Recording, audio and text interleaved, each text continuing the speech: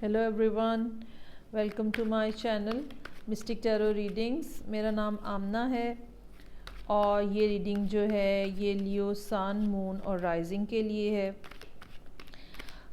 अगर आपको अपना मून साइन और राइजिंग साइन मालूम नहीं है तो डिस्क्रिप्शन बॉक्स में दिए हुए लिंक पे जाके आप अपनी बर्थ की डिटेल्स जो हैं वो डालें और ऐड करें और वहाँ पे आपको पूरा चार्ट बना हुआ मिल जाएगा और आपको ये भी पता चल जाएगा कि आपका मून साइन और राइजिंग साइन क्या है, ताकि आप उसके अकॉर्डिंगली भी रीडिंग्स देखकर आप मुकम्मल जो है वो इन्फॉर्मेशन हासिल कर सकें। आप ये जो रीडिंग देख रहे हैं आपको ये अच्छी लगे तो आप इसको लाइक करिएगा। अगर आपने मेरा चैनल अभी तक सब्सक्राइब नहीं किया है तो प्लीज़ उसको सब्सक्राइब करें, सो दैट जब मैं एवरी वीक सैटरडे को मैं जो लाइव रीडिंग करती हूँ आपको उसकी भी नोटिफिकेशन आ सके और आप उसमें शामिल होकर अपना पर्सनल क्वेश्चन भी पूछ सकेंगे। इसके अलावा जो नई रीडिंग्स हैं फिर आपको उसके लिए भी नोटिफिकेशन मिल जाया करेगी। So let's start for the Leo Sun, Moon and Rising for the month of February. आप मुझे कमेंट बॉक्स में कमेंट करके बताया करें कि आपके साथ ये रीडिंग जो है ये कैसे रेजोनेट कर रही है और क्या वो बातें हैं जो कि आपके लिए ठीक साबित हो रही हैं। ओके जी, सो लेट्स स्टार्ट। लियो की ज़िंदगी में इस टाइम पर या तो कोई अर्थ साइन है जो कि काफ़ी इम्पॉर्टेंट है। ये आपके फादर हो सकते हैं, बॉस हो सकते हैं, बड़ा भाई हो सकता है। ये भी हो सकता है कि कोई ख़ातून भी हो सकती हैं जो कि आपसे उम्र में बड़ी हैं, और ये भी हो सकता है कि लियो ख़ुद इस टाइम पर इतनी स्टेबल पोजीशन में है। ये मेंटल स्टेबिलिटी भी है, ये फाइनेंशियल स्टेबिलिटी भी है और वो इस टाइम पे ठंडे तरीके से कूल माइंडेडली चीज़ों को मॉनिटर कर रहे हैं। कोई आपकी ज़िंदगी में से निकलने की कोशिश कर रहा है और ये भी हो सकता है ये भी आप ख़ुद ही हों, ठीक है, कि आप ज़िंदगी में किसी जगह पर अनहैप्पी हैं, you are not feeling satisfied at that there and that point. Mostly cups का कार्ड जो है वो रिलेशनशिप के साथ आता है, लेकिन बाज़ दफ़ा इस किस्म की सिचुएशन भी होती है कि बिज़नेस और जॉब के पॉइंट ऑफ व्यू से भी आप किसी जगह पे अनहैप्पी होते हो और आप वो जगह छोड़ के मूव ऑन करना चाह रहे होते हो, किसी और जगह पे जाना चाह रहे होते हो जहाँ आप ज़्यादा इमोशनली ज़्यादा सेटिस्फाई फील करो, इस किसी ऐसी जगह पे जाना चाह रहे होते हो। बज़ाहिर लोगों के पॉइंट ऑफ व्यू से अगर कोई बाहर का शख्स कोई देख रहा है तो शायद उसको ये बात समझ ना आए कि आप इस तरह का क्यों महसूस कर रहे हो, लेकिन इंटरनली आप जो है डिससेटिस्फाइड हो यहाँ पे।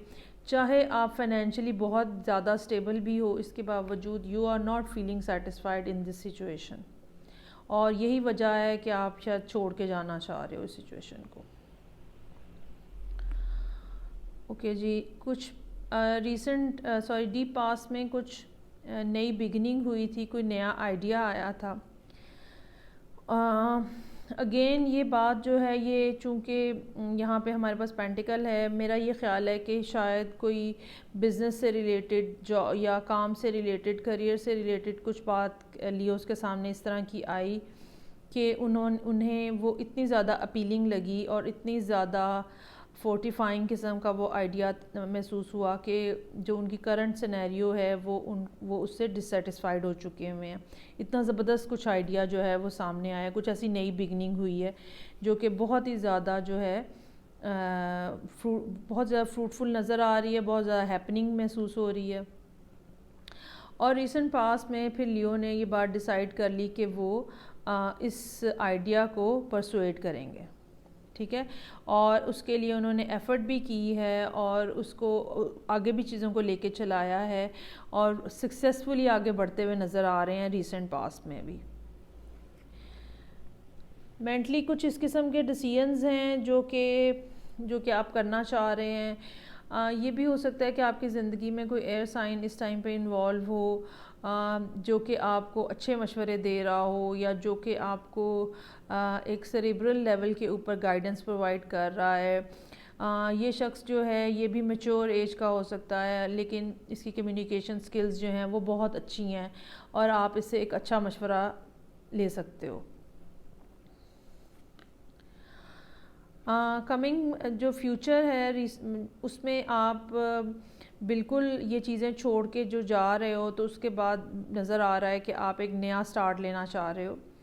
बेसिकली नज़र ये आ रहा है यहाँ पे इस सारी सिचुएशन में, जिन लियोस के साथ ये रीडिंग एसोसिएट कर रहे हैं जो लोग, कि बज़ाहिर देखने में आप किसी जगह पे बहुत स्टेबल बैठे हुए थे और बहुत मतलब लाइफ में स्टेबिलिटी थी, शायद फाइनेंशियल स्टेबिलिटी भी थी, इमोशनल स्टेबिलिटी भी थी, लेकिन उसके बाद कुछ अर्सा पहले, शायद जनवरी में या शायद दिसंबर में भी हो सकता है, कुछ इस किस्म की सिचुएशन हुई कि कोई ऐसा आइडिया, कोई ऐसा शख्स, कोई ऐसी बात जो है वो क्लिक हुई, कोई ऐसा जिसने आपको बहुत ही ज़्यादा इंस्पायर किया और आपने उसको उस सिचुएशन में उस आइडिया को टेकअप किया और उसके ऊपर काम भी किया और चीज़ों को फॉलोअप भी किया। रिसेंट पास के अंदर पिछले महीने में आपने उसको फॉलोअप भी किया और चीज़ें सक्सेसफुल भी हुई हैं, और इसी वजह से आपने अपनी करंट पोजीशन छोड़ के नई जो चीज़ स्टार्ट हुई है उसके ऊपर चलने का फ़ैसला कर लिया है। आई होप कि एंड ऑफ फरवरी अर्ली मार्च आप ये डिसीजन ले चुके होंगे कि मुझे अभी पिछले जो काम है, पिछली जो जगह है, पिछले जो लोग हैं पहले जिनके साथ आप ऑलरेडी मौजूद हैं, काम कर रहे हैं, रह रहे हैं, आप उनके साथ फ़र्दर नहीं रहना चाह रहे या फ़र्दर उनके साथ काम नहीं करना चाह रहे। अच्छा, ये भी है कि शायद आप किसी किस्म की कोई इन्फॉर्मेशन आने का इंतज़ार कर रहे हैं फ़ाइनल डिसीजन लेने के लिए। ये भी हो सकता है कि आप कुछ लोगों को ऑब्ज़र्व कर रहे हों और या कोई ऐसी इन्फॉर्मेशन, कोई ऐसी न्यूज़ जो है, कोई ऐसा ये भी हो सकता है कि अगर ये काम से मुतल्लिका बात है, कोई ऐसा लेटर जो है वो आपको उसके आने का आप इंतज़ार कर रहे हैं जिसके बाद आप फ़ाइनल डिसीजन ले सकेंगे। क्यों आपने ये जगह छोड़ना चाहिए जिसमें आप मौजूद हैं? उसकी वजह ये है कि आप बहुत ज़्यादा ओवरबर्डन्ड हैं, सिचुएशन आपके ऊपर बहुत ही ज़्यादा है, शायद इतना आप अर्न नहीं कर रहे जितना आपके ऊपर काम का प्रेशर है। शायद अगर ये रिलेशनशिप की बात है तो ये भी हो सकता है कि आप रिलेशनशिप के अंदर इन्वेस्ट ज़्यादा कर रहे हैं और आपको रिसीव कम हो रहा है, तो इसलिए चीज़ें जो हैं वो इतनी ज़्यादा ओवरबर्डन्ड हो चुकी हैं कि आपको उन्हें कैरी करना भी मुश्किल हो रहा है, और इसी वजह से आप उस बर्डन को नीचे रख के और आप एक नए से एक नया स्टार्ट लेने के लिए इंटरेस्टेड नज़र आ रहे हैं।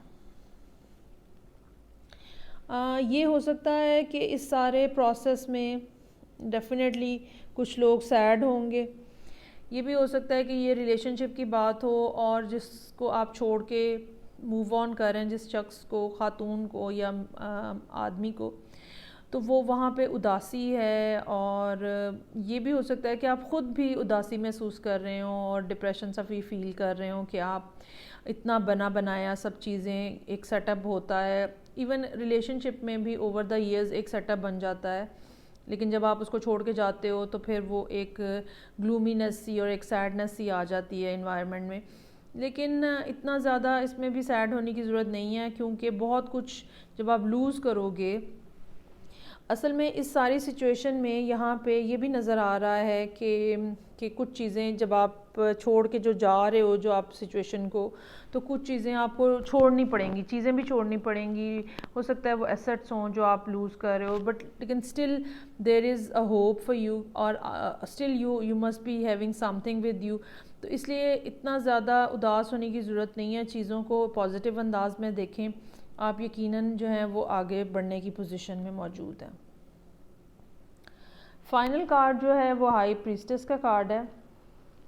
हाई प्रीस्टेस का कार्ड जो है ये कैंसर पाइसेस को रिप्रेजेंट करता है। हाईली स्पिरिचुअल कार्ड है ये, और ये कार्ड ये बताता है कि आपके पास जो इन्फॉर्मेशन है ऑलरेडी, ठीक है, जो कि इंटरनल है, जो कि आपके सिक्स्थ सेंस ने आपको बताई है, जो कि आपके back of the mind subconsciously आपके पास आ रही है, आप उसको इस्तेमाल करें, ठीक है। इसमें ये हो सकता है, ये भी हो सकता है कि आप बज़ाहिर बहुत कामली, इन दो कार्ड्स के अंदर बेसिकली ये बात हमें नज़र आ रही है कि पर्सन जो है वो बहुत कामली बैठा हुआ है, ठीक है, ऑल्दो कि वो बहुत कुछ जानता है या वो कुछ ऐसे फ़ैसले ले रहा है जो कि डिस्टर्बेंस क्रिएट करेंगे सिस्टम के अंदर। तो आपको डेफिनेटली स्टेबल होकर बैठने की ज़रूरत है, ठीक है। Don't get emotional on things. चीज़ें जो हैं वो ठीक हो जाएंगी। डीप डाउन आपको ख़ुद पता है कि चीज़ें ठीक हो जाएंगी। यू हैव दिस नोइंग कि क्या हो रहा है, और ये सारा कुछ जो है ये एक दिन में नहीं बना है। ये सारी सिचुएशन जो है ये एक दिन में नहीं बनी है, बल्कि इसको बनने में भी टाइम लगा है और आप इसको आता हुआ देख रहे थे, ठीक है। ये आपके लिए अनएक्सपेक्टेड नहीं है। बॉटम ऑफ द डेक जो है वो 9 ऑफ पेंटिकल्स का कार्ड है, और सिचुएशन जो है मेरा ख़्याल है कि इस किस्म की है जिसमें आप रिलेशनशिप को छोड़ के सिंगलहुड की तरफ जा रहे हैं, और ये काफ़ी ट्रांसफॉर्मेटिव किस्म की सिचुएशन नज़र आ रही है यहाँ पे। और लेकिन इसमें ये है कि ये भी नज़र आ रहा है कि लियो जो हैं वो अपने एसेट्स दे रहे हैं, ठीक है। इसके बावजूद ये मतलब फ़िक्र की बात नहीं है, ऑल्दो कि आपको कुछ ना कुछ देना पड़ेगा। कोई भी किसी किस्म की भी ये पार्टनरशिप ख़त्म होती हुई नज़र आ रही है। ये भी हो सकता है कि ये बिज़नेस पार्टनरशिप हो, और जब बिज़नेस जो है वो डिवाइड हो और आपको अपने एसेट्स में से, बिज़नेस के एसेट्स में से कुछ एसेट्स देने पड़ें, तो स्टिल आपके पास इतना इनफ होगा कि आप एक अपनी अच्छी लाइफस्टाइल मेंटेन कर सकते हैं और नए सिरे से कामों को चला सकते हैं। सारा कुछ गलत नहीं है, ठीक है। और ये इसमें इस सिचुएशन में भी पूरे तरीके से होप नज़र आ रही है, और आपका जब ये बर्डन कम हो जाएगा तो यकीनन आप चीज़ों को ज़्यादा अच्छे तरीके से ज़िंदगी को और चीज़ों को एंजॉय कर सकेंगे। ओके जी, so Leo, this was your reading for the month of February. I hope आपको अच्छी लगी होगी। आप मुझे कमेंट बॉक्स में ज़रूर मुझे कमेंट्स करके बताइएगा आपके साथ ये किस तरह एसोसिएट हो रही है रीडिंग। नेक्स्ट टाइम के लिए फिर दोबारा इंशाल्लाह ताला मुलाकात होगी। Till then bye.